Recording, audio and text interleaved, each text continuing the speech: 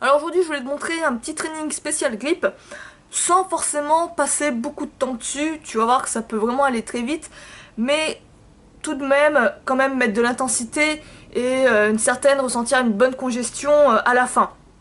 Donc là ce que j'ai voulu faire c'est reprendre le principe du Tabata. Donc le Tabata je vais t'expliquer vite fait comment ça marche. Le principe du Tabata est l'appliquer avec des exercices spécial grip. Donc le Tabata c'est en fait c'est le même principe que les exercices à haute intensité comme le HIIT, tu vois. Donc le Tabata on va être sur 20 secondes d'exercice intense, 10 secondes de repos entre chaque exercice. Donc 20 secondes, tu reprends ta pause 10 secondes, tu renchaînes 20 secondes, 10 secondes et tu fais ça en tout 8 fois.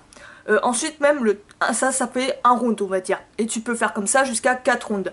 Donc le truc c'est vraiment intéressant parce que tu peux vraiment l'adapter à plein de styles d'exercices. Tu peux aussi bien l'adapter à des exercices de musculation comme à des exercices de cardio, comme des exercices au sac également. Ça fonctionne très bien si tu fais de la boxe ou des arts martiaux. Fais un Tabata pour vraiment mettre du punch et un peu d'épices dans ton entraînement cardio. Moi j'aime mieux travailler le cardio en haute intensité plutôt que courir pendant 30 minutes. Ça a vite fait de me saouler ça, donc j'aime bien le travailler comme ça. C'est une façon de varier ses entraînements. Et ça, comme je te dis, la méthode Tabata, tu peux vraiment l'appliquer avec la muscu, que ce soit au poids de corps ou sans poids de corps. Dans le sens, en fait, où tu vas vraiment prendre ces 20 secondes avec un exercice quand même que tu maîtrises, forcément, qui est pas forcément aller à l'échec, mais que tu vas vraiment sentir bien travailler. Ça va pas non plus être trop facile, il faut vraiment que tu réajustes les exercices. Donc moi, ce que j'ai fait, j'ai commencé mes 20 premières secondes en faisant un exercice, je sais pas comment l'appeler, c'est alterner les mains, on va appeler ça comme ça. Donc en gros, si tu veux, t'as ta barre, tu verras de toute façon les images, t'as ta barre, et ce que tu fais, c'est tout simplement changer à chaque fois de position de main, de grip, en passant en position au début tu vas être comme ça en pronation, tu vas passer après une main en supination, une main en pronation, ensuite la deuxième main tu vas le remettre aussi en supination, puis en pronation, repronation, pronation, supi et ainsi de suite, tu vois, en alternant.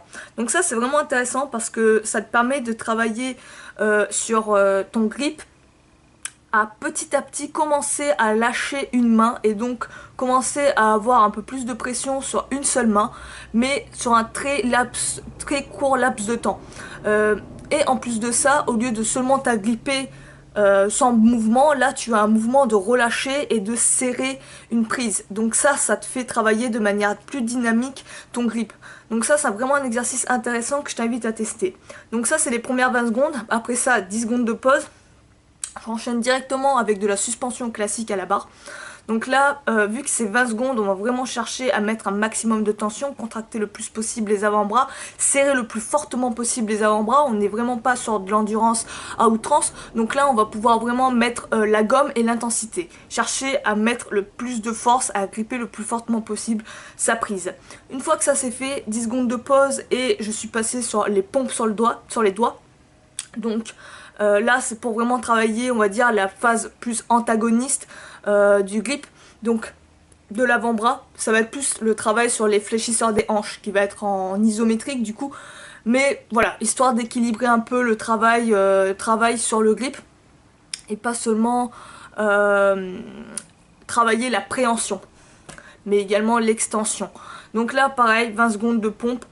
Quand par exemple je sens vraiment que ça fatigue, parce qu'avant ça j'avais travaillé d'autres choses, si vraiment tu sens que ça fatigue, que tu n'arrives pas à continuer les reps, ce que tu peux faire c'est prendre ta pause en rest pause et rester en gainage sur les doigts. Ça peut être une très bonne idée et tu continues quand même de travailler.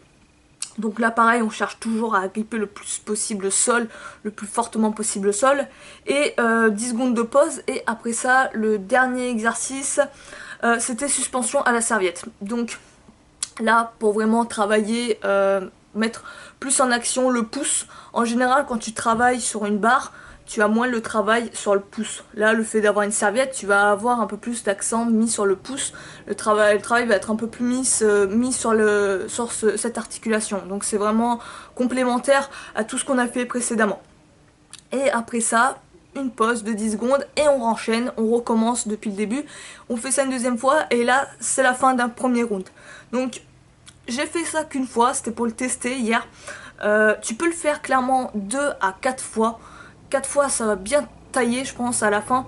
N'hésite pas à changer les exercices, à les varier. Si par exemple tu trouves que c'est des exercices trop faciles, pourquoi pas choisir des variantes un peu plus difficiles comme le travail en unilatéral, ou si c'est trop dur, pourquoi pas travailler en étant un peu délesté, en mettant par exemple tes pieds sur un support, ou je sais pas, en travaillant peut-être sur des versions où tu es plus à l'horizontale, ça peut se faire aussi. Vraiment essaie de trouver d'autres exercices. Tu peux également par exemple intégrer dedans la marche du fermier. Tu sais, quand tu soulèves 2 charges et que tu transportes ces charges à bout de bras sur une certaine distance, tu peux l'intégrer dans ce circuit en fait. J'avais autre chose à te dire, mais ça m'est sorti de l'esprit.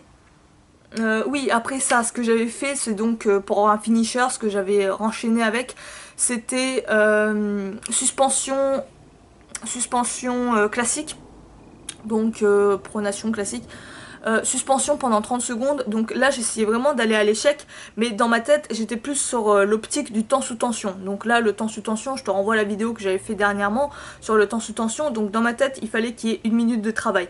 J'ai choisi une variante, peu importe l'exercice, le but c'était qu'il y ait 1 minute où mes muscles étaient en tension. Dans ce cas là j'ai choisi, comme je t'ai dit avec tout ce que j'ai fait avant, la suspension classique. Et j'ai pu la tenir 30 secondes jusqu'à que mes mains littéralement lâchent la barre. Et après ça, tac, j'ai renchaîné tout de suite après avec de la suspension à la serviette, pareil 30 secondes. J'ai fini avec ça. Mais là aussi tu peux le faire en round et renchaîner ça, faire 4 fois 1 minute d'un exercice, peu importe lequel, vraiment intense. N'hésite pas à le couper en 2 si c'est trop dur, mais tu vois dans ta tête il faut que tu aies 1 minute de travail. 1 minute de travail intense où tu es vraiment, où tes muscles sont en tension. Fais ça 4 fois avec entre 1 minute 30 de repos, 1 minute à 1 minute 30, voire 2 minutes si vraiment tu sens qu'il y a trop de congestion, que ça n'a pas dégorgé, et après tu renchaînes comme ça. Donc ça peut être vraiment sympa à la fin d'une séance pour travailler un peu, pour jeter un peu de travail sur le grip. Ça peut être intéressant de tester ça. Je t'invite à le faire. Donc avec le Tabata, même tu peux le faire aussi avec le HIIT. La différence avec le Tabata, c'est que le HIIT, ça va être 30 secondes de travail intense et 15 secondes de repos. Donc c'est un peu plus long, on va dire. Mais en tout cas, c'est 2 variantes de travail en intensité. Et ça met vraiment du peps à une séance, et ça permet aussi de ne pas travailler non plus sur de trop grosses durées. Donc teste ça, dis-moi ce que t'en penses. Sur ce, moi je vais te laisser, je vais te dire à la prochaine. Prends soin de toi, ciao.